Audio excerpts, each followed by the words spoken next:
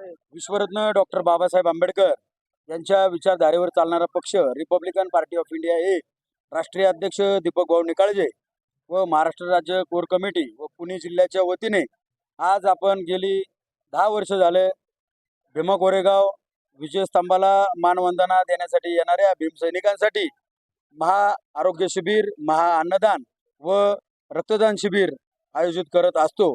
त्याच पार्श्वभूमीवर हजारो लोकांना आपण इथे अन्नदानाची व्यवस्था असो, रक्तदानाची व्यवस्था असो, रक्तदान करणाऱ्या प्रत्येक भीमसैनिकाला आपण विजयस्तंभाची प्रतिकृती भेट देत असतो।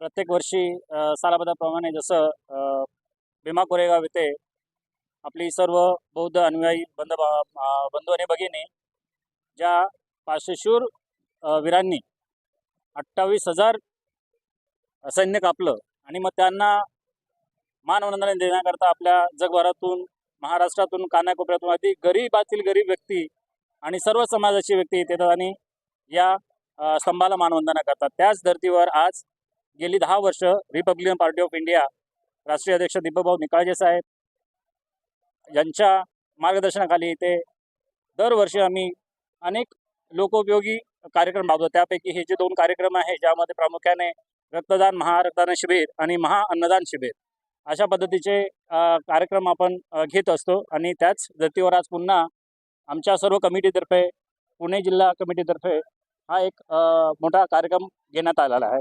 तर मी सर्व मानवंदना देणाऱ्या सर्व भीमसैनिकांचे अभिनंदन करतो आणि ह्या कार्यक्रमाचं नियोजन केल्याबद्दल आमच्या पुणे कमिटीचंही अभिनंदन करतो। जय भीम।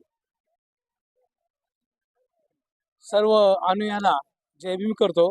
आज रिपब्लिकन पार्टी ऑफ इंडिया राष्ट्रीय अध्यक्ष दीपक निकाळजे, महाराष्ट्र अध्यक्ष बाळासाहेब पवार आणि महाराष्ट्र प्रदेश सचिव दादासाहेब ओवाळ, तसेच विनोदजी आणि जोगदंड साहेब आणि पुणे जिल्ह्याचे जिल्हा अध्यक्ष सचिन खरात, आज जी कार्यक्रम आम्ही घेतला ती रक्तदान शिबिराचा कार्यक्रम जवळजवळ 10 वर्षापासून चालू आहे आणि इथं जेवणाचा बी कार्यक्रम असतो।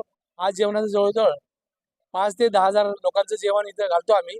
असं दरवर्षीपणे आम्ही रिपब्लिकन पार्टी ऑफ इंडिया जे मानवंदना द्यायला येतात त्यांना आम्ही अल्पहार, आम्ही जोपर्यंत आहे अल्पहार आणि रक्तदान शिबिर अजून काही कार्यक्रम करता आले आम्ही करूया। जय भीम, जय भारत।